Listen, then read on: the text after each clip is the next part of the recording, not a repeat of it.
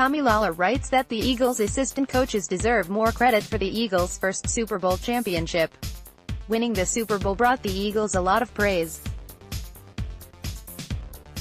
And deservedly so. Howie Roseman is talked about as one of the best personnel executives in the league. Doug Pederson drew universal praise for the job he did last year. He is considered one of the best coaches in the league.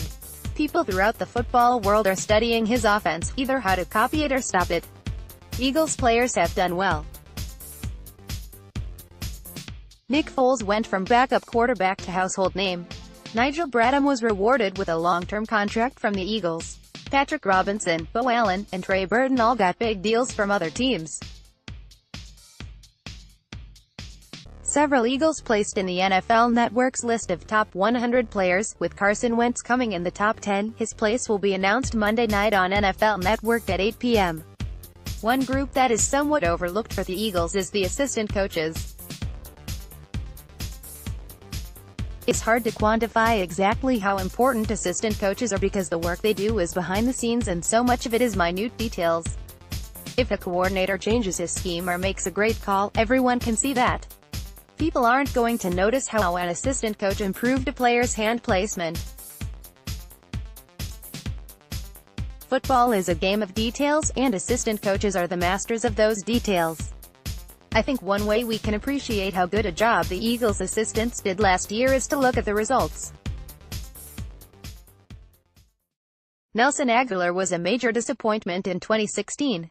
The Eagles brought in a new receivers coach, Mike Groh, and that changed Agholor's career.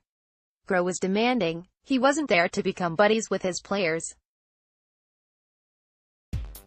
He wanted to bring out the best in them. Agholor responded by having the best year of his career and finally showing the talent the Eagles expected when they spent a first-round pick on him in 2015. Coaching made all the difference in the world. Duce Staley was masterful with the way he handled the Eagles' running backs. There was no panic when Darren Sproles got hurt. Staley got outstanding play from veteran free agent LeGarrette Blount and undrafted free agent Corey Clement. Blount was the workhorse, while Clement developed into a good receiver and red zone threat. Jay Ajayi joined the team at mid-season. Staley helped him learn the Eagles' offense, and Ajayi became a key player on the run to the Super Bowl.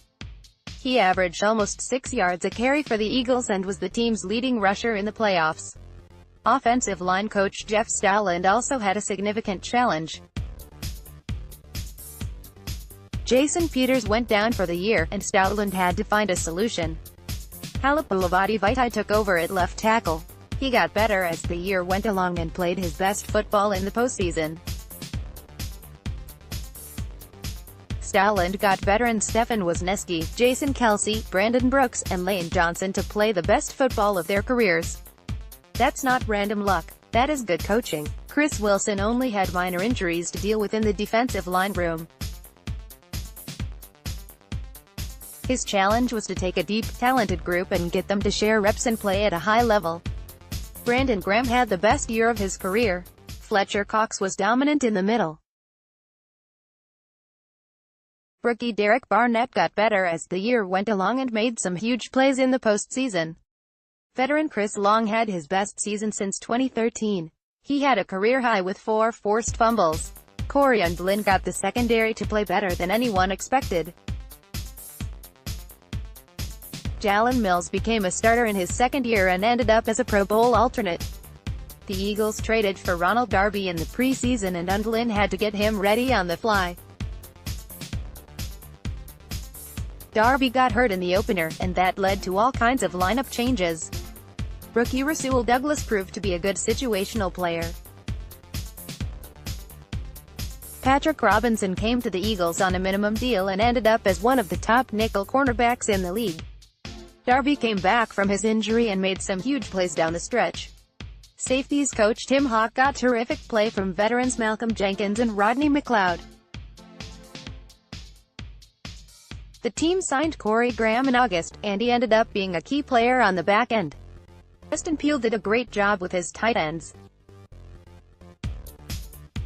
Zach Ertz had the best season of his career and emerged as one of the most dangerous pass catchers in the NFL.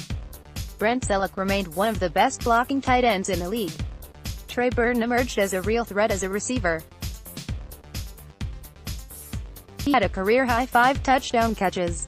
Ken Flagel had to deal with a season-ending injury to middle linebacker Jordan Hicks. Nigel Bradham and Michael Kendricks stepped up in his absence. Bradham played at a Pro Bowl level. Flagel got Joe Walker, Najee Good, and Donnell Ellerbe to all contribute in Hicks' absence. John DeFilippo did an amazing job with the quarterbacks. He helped Carson Wentz play at an MVP level. Wentz got hurt against the Rams and everyone thought the season was over.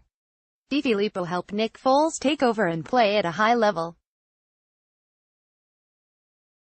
That was no small feat, given the circumstances. DeFilippo also has to get credit for bringing Nate Sudfeld along. The Eagles could have gone out and signed some veteran to back up Foles, but instead, they stuck with Sudfeld. DeFilippo impressed enough people that the Vikings hired him to run their offense. Eugene Chung, Press Taylor, Dino Basso, Philip Daniels, Trent Miles, and Matthew Harper were assistants to the assistant coaches. All of these men played a role in the Eagles becoming a championship team in 2017. We give a lot of credit to Roseman for building a great roster.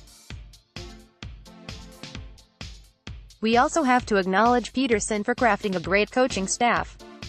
Those men were leaders, communicators, motivators, and most of all, teachers. If the Eagles are going to have another great season, they'll need the assistant coaches to keep up their excellent work and get the most out of their players. Tommy Lawlor, Go Eagles 99 on the Eagles message boards, is an amateur football scout and devoted Eagles fan. He is the editor of EaglesBlitz.com.